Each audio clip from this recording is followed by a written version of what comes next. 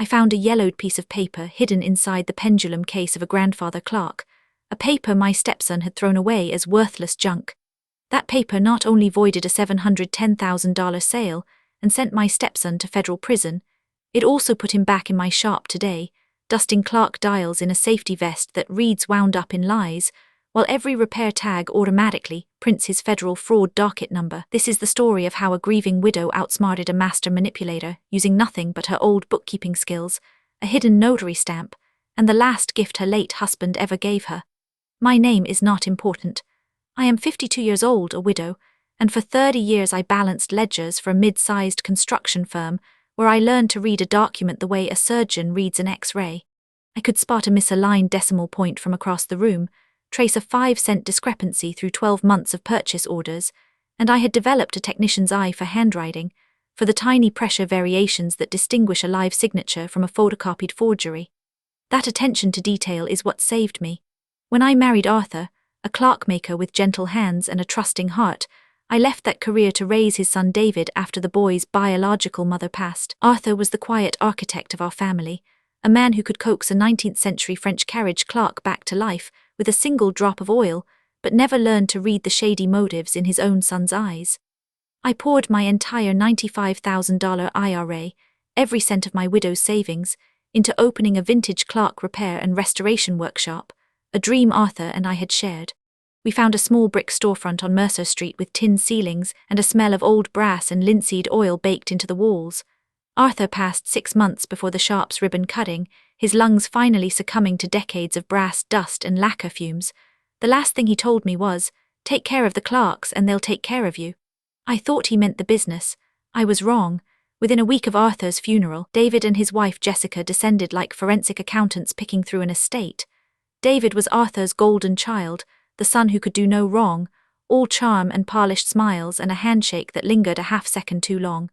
Jessica had the crisp efficiency of a luxury real estate agent and a habit of touching things she intended to own. They hugged me at the memorial, cried conspicuously, and insisted I move in with them to recover. I was too numb to resist.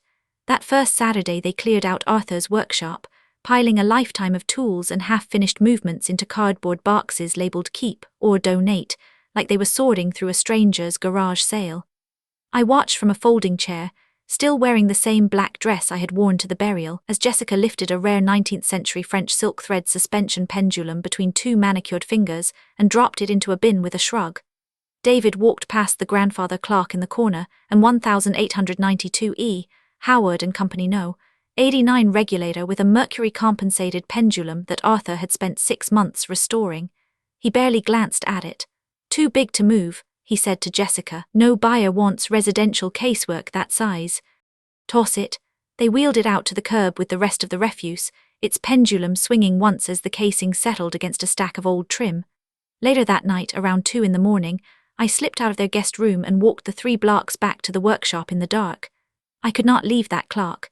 It still held Arthur's fingerprints on the brass bezel, his tiny notations in pencil on the inside of the hood. I wrestled the clock onto a dolly and wheeled it into the empty shop, then stood there catching my breath under the bare bulb that still dangled from the ceiling like a single-held note.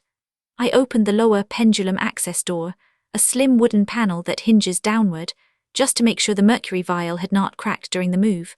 The glass column was intact, the silvery mercury pooling at the bottom in the dark. But pressed against the heavy glass, folded into a tight square the size of a matchbook, was a piece of paper. I carefully teased it out. The paper was yellowed and brittle at the creases, heavy bound with a watermark that read Aberdeen Fine. It unfolded into 17 pages of small, dense type, the original partnership agreement for the clock shop, notarized and signed by both David and me. I remembered signing it 3 years earlier on the closing table at the community bank, but David had later drafted what he called a streamlined version for my safety deposit box, said the original was too intimidating. This document gave me a 45% share and a clause stating in perpetuity, "Partner shall provide lifetime clock maintenance and restoration services at no cost to St. Cecilia's Catholic Church." Attached to the last page with a rusty paperclip was a note in Arthur's shaky handwriting, the ink from a fountain pen he had owned since before I met him, an old sheafer with a fine nib that left a distinctive feathering at the end of each word. "If you are reading this, you have found my little time capsule. David will try to manipulate you. Do not trust him. This document is legally binding, the only true copy. Keep it hidden. Save yourself. Before I continue this story, let me know where you are watching from in the comments below. Hit like and subscribe if you believe that the people who work hardest to earn your trust are often the ones planning the deepest betrayal. After the funeral, David and Jessica turned their attention to managing my affairs. They sat me down at their granite kitchen island, the kind with a beveled edge and a part filler faucet that Jessica kept spotless with a microfiber cloth. David placed a cup of chamomile tea beside my elbow, untouched, and leaned forward with his most earnest expression. "Mom, you are not thinking clearly," he said. "Let us take this burden off your shoulders. The property taxes alone on that shop are crushing, and the liability insurance is outrageous for a woman your age. Just sign a power of attorney, let me handle the dissolution, and we'll get you a nice quiet life. You deserve rest." Jessica nodded, her hand resting on my forearm like a blood pressure cuff.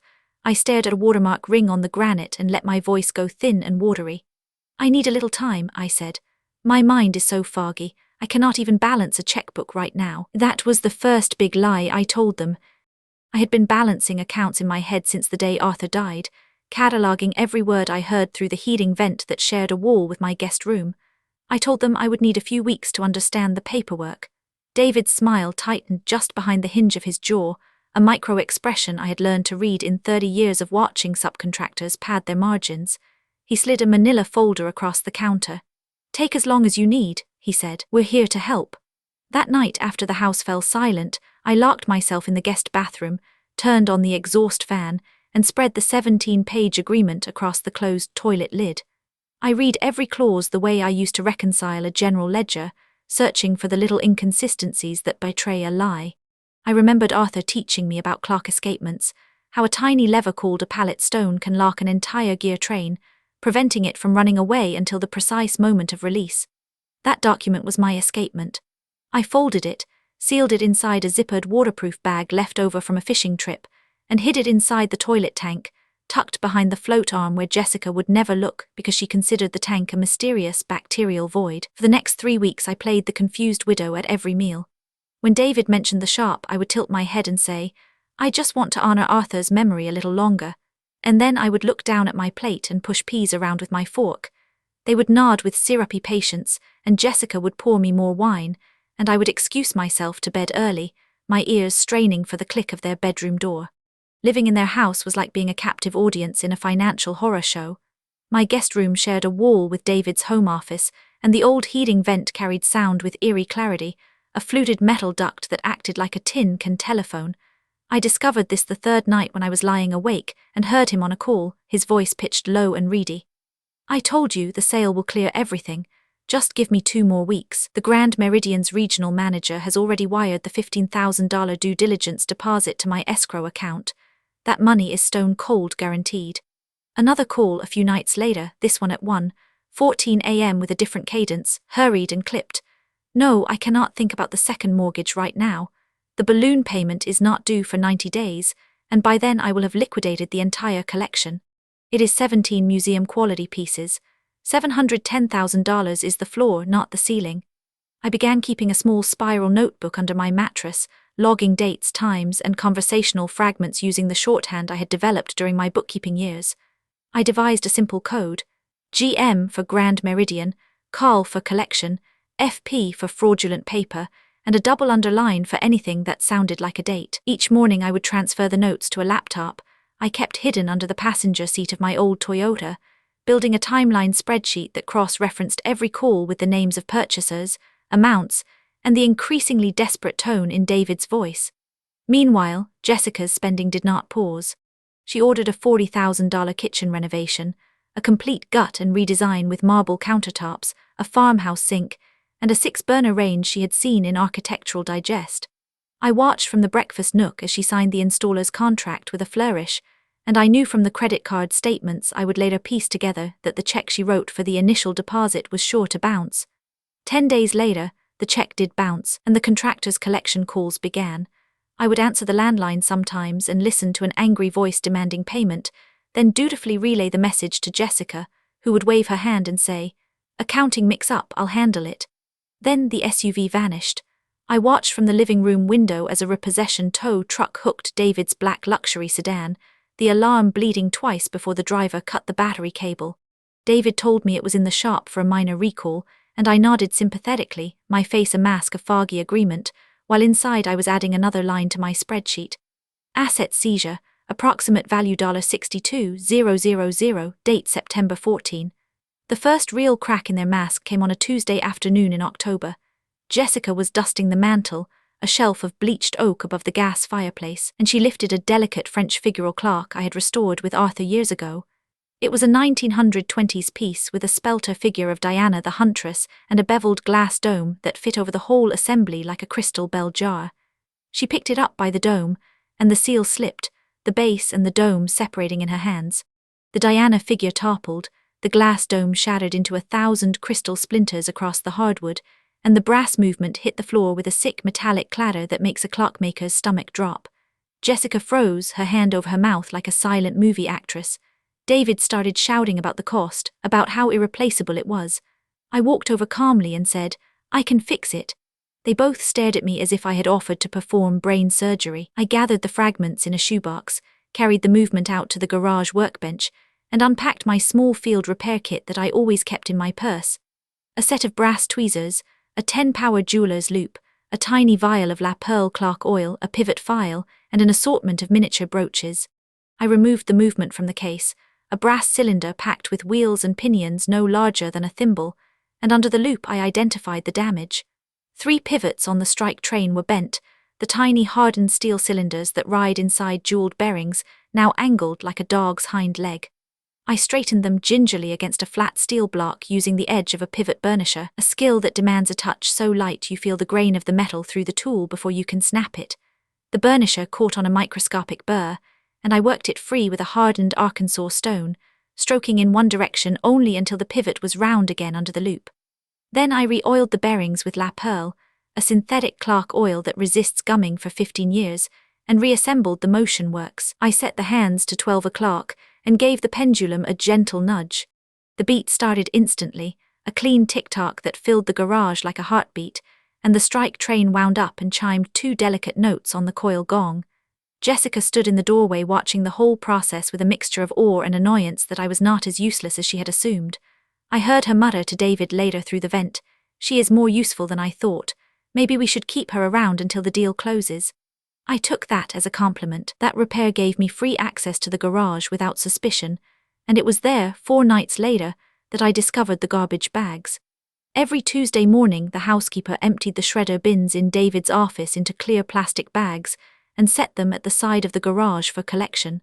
I began retrieving those bags after everyone was asleep, around 2 in the morning when the house was silent, except for the occasional chime of a clock from the living room.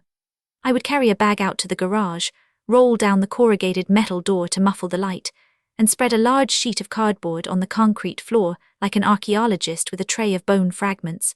Piecing together cross-cut shredder confetti is slow, punishing work. The strips were about 1/4 inch wide and 3 inches long, cut professionally by a commercial shredder that left clean square edges. I sorted first by paper color, cream versus white, then by the shadow of ink along the edges, and finally by text alignment using a flashlight held flush against the cardboard. I would pinch 2 strips, align them like a puzzle, and read the reconstructed letters. A serif here, a looped G there, the unmistakable slope of a legal font. After 3 nights of this painstaking puzzle, working until my neck cramped and my eyes burned, I reconstructed a document that made my fingers go cold. It was a letter on the letterhead of a law firm, Parkinson and Hals, discussing a dissolution of partnership agreement, and an attached purchase and sale agreement from the Grand Meridian Hotel Group for the shop's antique clock collection. The collection included 17 rare timepieces Arthur and I had restored together, and 1,842 Swiss minute repeater pocket watch with a gold engine turned case, an English bracket clock with a Fusi movement, and an original verge escapement, a French mystery clock where the crystal dial appeared to float in midair, driven by an invisible worm gear.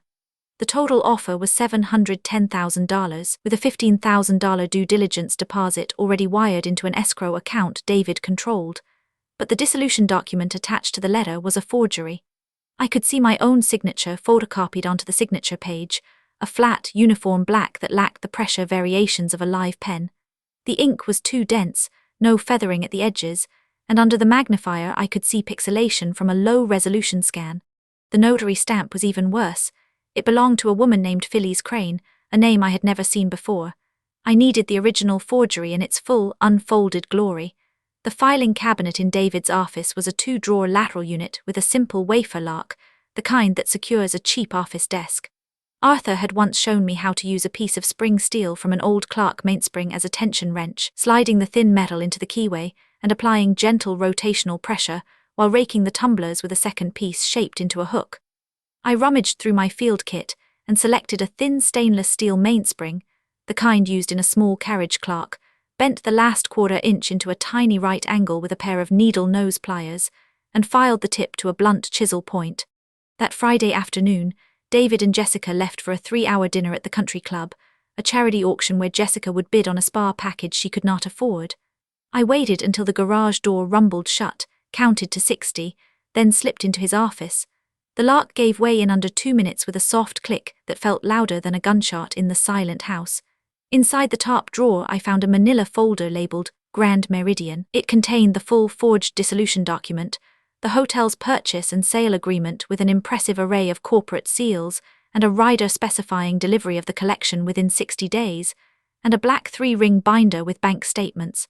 The bank statements were a crime scene. David had accumulated $183,000 in credit card debt across 6 different cards, much of it spent at luxury resorts, at 5-star restaurants, and on a Rolex that I could see from the attached pawn shop receipt had already been sold for a fraction of its retail price. He was drowning in compound interest, paying minimums that barely covered the late fees, and my Clark collection was his life raft. There was also a photocopy of a check he had written to me, $4,000 with the memo line timepiece settlement. I realized he planned to hand me that check as a gesture of goodwill, a widow's pittance, and then argue in civil court that cashing it constituted acceptance of a buyout. I had not deposited it. I put the check in my pocket, photographed every page of the folder and binder with my phone under the desk lamp, and closed the cabinet leaving no trace, not even a shifted carpet fiber.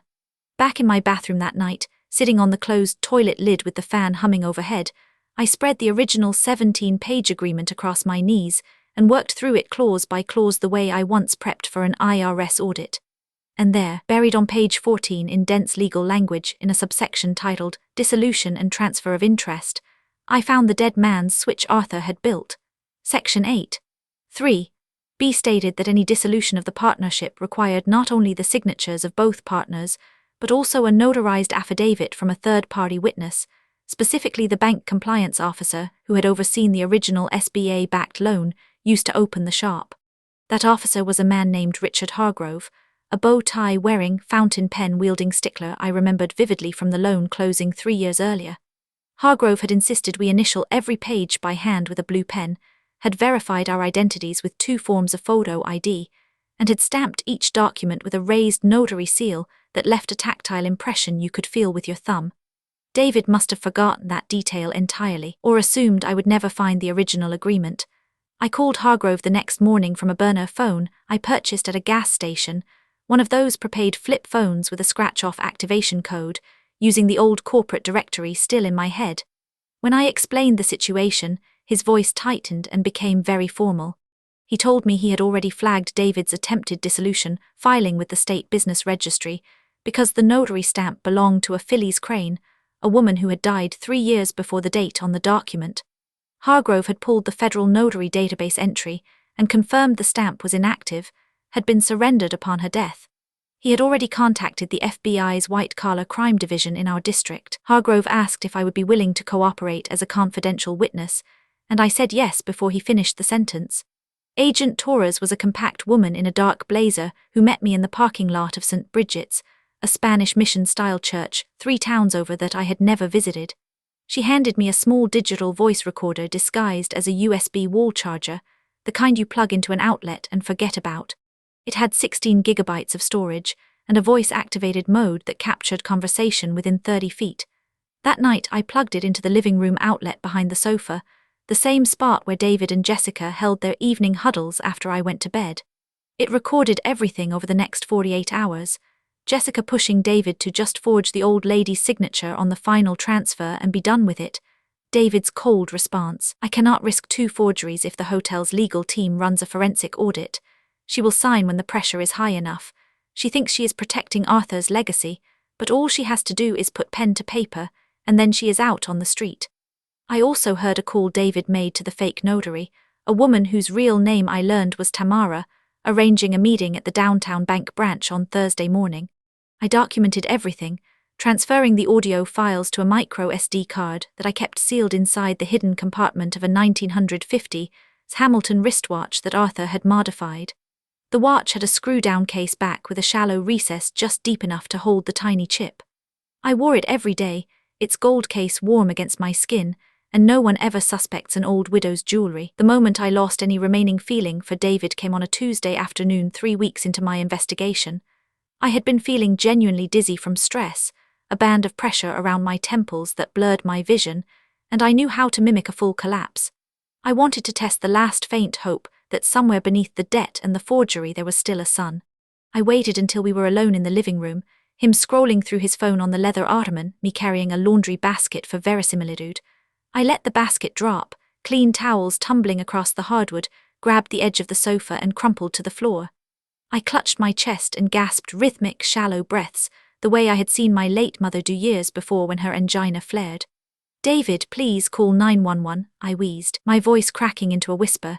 He did not call, he did not kneel. He looked at me for a long evaluating second, his face utterly still, then he stepped over my body, his loafer passing 6 inches from my face, just to reach a manila envelope on the coffee table. He picked it up and held it over me, his shadow falling across my upturned cheek. "Once you are done with these dramatics," he said, his voice flat as a clock with no mainspring, "I need you to sign this. The hotel's lawyers are demanding a clean title by Friday, and I will not let you ruin this with another one of your episodes." Then he walked out toward the kitchen, and I heard the refrigerator door open and the clink of a beer bottle. I lay there on the cold tile, staring up at the ceiling, and I thought of Arthur's note, "Do not trust him, save yourself." I got up slowly, collected the scattered towels one by one, and that afternoon I drove to a public park 3 miles away and called Hargrove from the burner phone. "I am ready," I said. "Let us finish this." The next morning, David came into my room before breakfast and announced we were going to the bank. He said it was to finalize a routine refinance on the Sharps line of credit, just a formality, no big decisions. His smile was too wide, the corners of his mouth pulled back like a spring wound past its elastic limit. I wore my Hamilton watch, the micro SD card nestled inside the hidden compartment, and I dressed in my Sunday clothes, a navy blazer and the pearl earrings Arthur had given me on our 10th anniversary.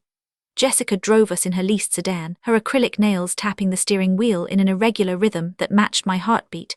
David sat in the passenger seat, reviewing a stack of papers on a clipboard, and I watched the city scroll past the window, brass autumn leaves swirling in the gutters. At the bank, a sleek glass tower with a fountain in the marble lobby, we were ushered past the teller stations into a private conference room with frosted glass walls and a mahogany table that smelled of lemon polish. A woman in a navy suit, stiff and impersonal, sat at the head of the table with a notary seal and a neat pile of documents. I recognized the seal's impression from my shredded puzzle, the raised outline of the notary sunburst with the name Phyllis Crane clearly legible. She introduced herself as an escrow officer and gestured for me to sit. David slid the dissolution affidavit across the polished wood, a fresh signature block with a blank line, a release of interest, and a waiver of all future claims. He placed a black rollerball pen on top. "Just sign, Mom, and you will never have to worry again. Everything will be taken care of. You can retire to the church clock tower for all I care." I looked at the pen, then at him, and despite the hammering in my chest, my voice came out steady, almost bored. "I cannot sign away what was never yours to take." David's smile flickered and reset, a mechanical twitch like a clock with a bent escape wheel tooth. "What are you talking about? We discussed this. You agreed to let me handle the business." I said nothing. Something in my stillness must have alarmed him because he began gathering the papers as if to leave. The door opened before he could stand. 2 FBI agents stepped in, Agent Torres and a taller man with a badge on his belt, and the woman in the navy suit went pale, her hand edging toward the notary seal. Torres picked up the stack of documents, examined the seal, and read David his rights for forgery, fraud, and attempted grand theft from a vulnerable adult. The second agent detained the fake notary, who started stammering about how David had paid her $3,000 to impersonate an escrow officer. At that exact moment, Richard Hargrove entered through a side door with the original agreement I had given him the day before, the 17 pages still crisp, and the notary stamp on the first page pristine. "This is the only valid partnership document," Hargrove said, his voice carrying the gravity of 30 years in banking compliance. "The sale to the Grand Meridian was conditioned on a clean dissolution that never occurred. The hotel is withdrawing their offer effective immediately."